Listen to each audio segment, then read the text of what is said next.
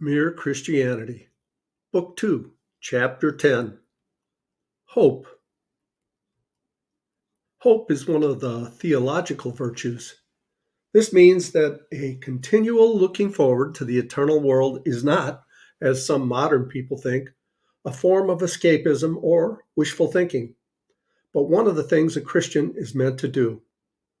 It does not mean that we are to leave the present world as it is. If you read history, you will find that the Christians who did most for the present world were just those who thought most of the next. The apostles themselves who set on foot the conversion of the Roman Empire, the great men who built up the Middle Ages, the English evangelicals who abolished the slave trade, all left their mark on earth, precisely because their minds were occupied with heaven. It is since Christians have largely ceased to think of the other world that they have become so ineffective in this. Aim at heaven, and you will get earth thrown in. Aim at earth, and you will get neither. It seems a strange rule, but something like it can be seen at work in other matters. Health is a great blessing, but the moment you make health one of your main direct objects, you start becoming a crank and imagining there is something wrong with you. You are only likely to get health provided you want other things more: food, games, work, fun, open air. In the same way, we shall never save civilization as long as civilization is our main object. We must learn to want something else even more. Most of us find it very difficult to want heaven at all, except insofar as heaven means meeting again our friends who have died. One reason for this difficulty is that we have not been trained. Our whole education tends to fix our minds on this world. Another reason is that when the real want for heaven is present in us, we do not recognize it. Most people, if they had really learned to look into their own hearts, would know that they do want, and want acutely, something that cannot be had in this world.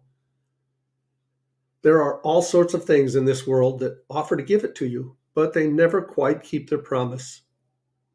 The longings which arise in us when we first fall in love, or first think of some foreign country, or first take up some subject that excites us, are longings which no marriage, no travel, no learning can really satisfy.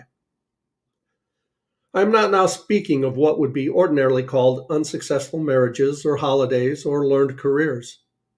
I'm speaking of the best possible ones.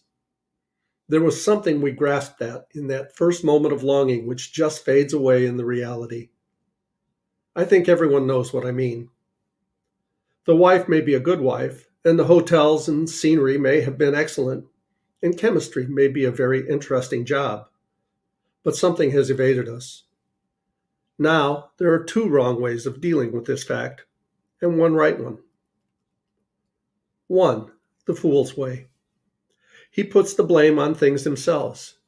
He never goes on his whole life thinking that if only he tried another woman, or went for a more expensive holiday, or whatever it is, then this time he really would catch the mysterious something we are all after.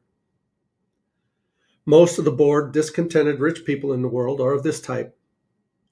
They spend their whole lives trotting from woman to woman through the divorce courts, from continent to continent, from hobby to hobby, always thinking that the latest is the real thing at last, and always disappointed.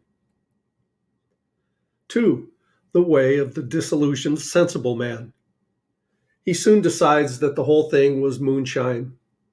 Of course, he says one feels like that when one's young, but by the time you get to my age, you've given up chasing the rainbow's end. And so he settles down and learns not to expect too much and represses the part of himself which used, as he would say, to cry for the moon. This is, of course, a much better way than the first and makes a man much happier and less of a nuisance to society. It tends to make him a prig. He is apt to be rather superior towards what he calls adolescence, but on the whole, he rubs along fairly comfortably. It would be the best line we could take if man did not live forever. But supposing infinite happiness really is there waiting for us, supposing one really can reach the rainbow's end. In that case, it would be a pity to find out too late, a moment after death, that by all our supposed common sense, we had stifled in ourselves the faculty of enjoying it.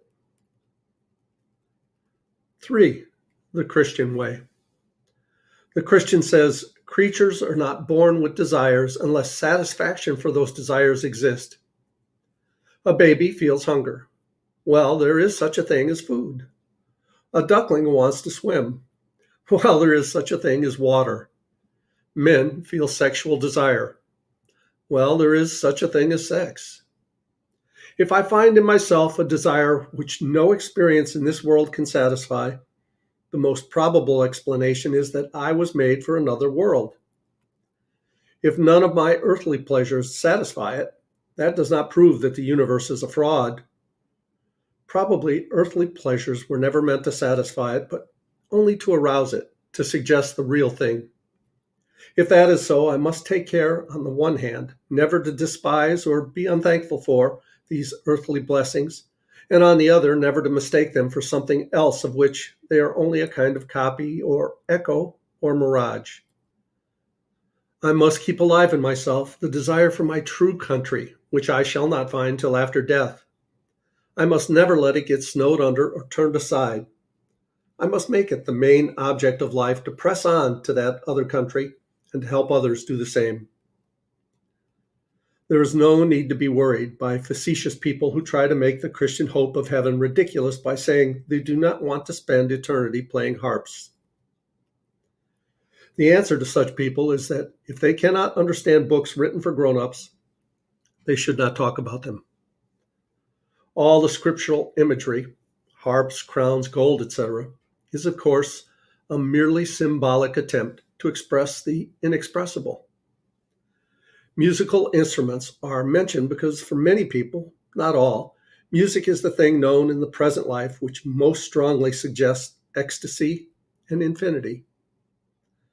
Crowns are mentioned to suggest the fact that those who are united with God in eternity share his splendor and power and joy. Gold is mentioned to suggest the timelessness of heaven. Gold does not rust, and the preciousness of it.